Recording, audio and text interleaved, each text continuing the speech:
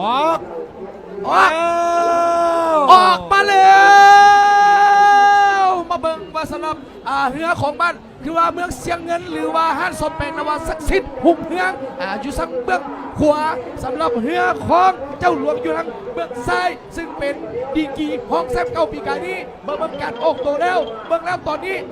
ตอนนี้เมืองเสียงเงินตอนนี้เสียงเงินเข้าเจ้าเข้านี้มันบอกว่าสำหรับแล้วน้ำของในนี้มันมีผลในการเข้าโค้งผู้ใดได้เปรียบต้องแค่ดีๆผู้ใดเสียเปรียบต้องระมัดระวัง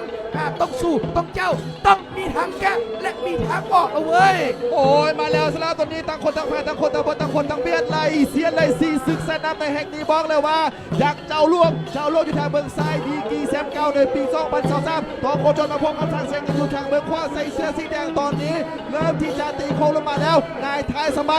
ดส่งตัวให้ดีส่งตัวให้ดีมาเบิ่งกันนะเสียงเงินจะสะบัดนี่แซมเก่าจะได้หรือบ่ไปติดตามตอนต่อไปสุดยอดความงดงามของวัฒนธรรมพี่น้องตอนนี้ตีแห้งแสงหนีออกมาในนามของบริษัทเจ้าหลวง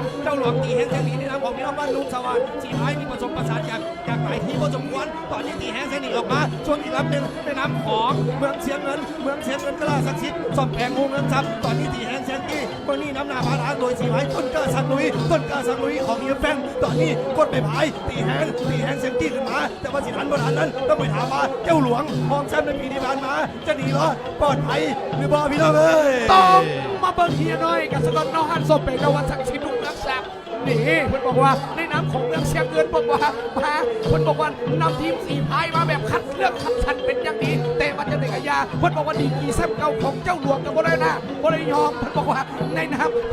น้ำของดีกีค่อยเป็นของแซมปีกายเกือบได้แซมปีนี้เพิ่นบอกว่าขอเป็นแซมในบ่แต่จะได้ก็ตามสร้างต้องถามเมืองเสียงเงินกันก่อนกับเฮียน้อยเพิ่นบอกว่าฮันสมเป็นนวศักดิ์สิทธิ์หุ่งเฮืองแซมเว้ยโอ้แล้วสำหรับที่ผ่านมาอยู่ในพวกที่3ตอนนี้ทั้งสองลำกำลังสู้ซี่กันไปสู้ซี่กันมายังเปิดบอกว่าผู้ใดจะสามารถตีแสงหน้าขึ้นมากันได้ก่อนตอนนี้เรือดีทางด้านเซงเงินทางส้มแบ่งศักดิ์ศรีลุงเฮือซับอยู่ทางเมืองขวาต้องมาพบกับแซมเก่าอย่างเช่นเจ้าล่วงอยู่ทางเมืองซ้ายตอนนี้นี่ตื่นหอยแมสุดท้ายมาเบิกกันว่าจะสามารถตีแซมเก่าไปได้หรือบ่ได้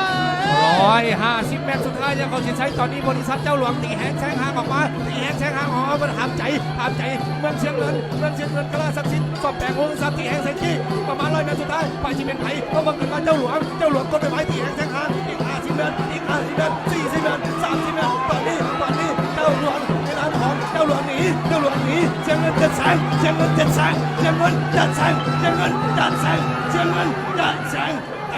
โอ้ทันเข้าเส้นใส่เดี๋ยวรถถ้าทั้งคณะกรรมการทางสนามตัดสินอีกวันหนึ่งครับ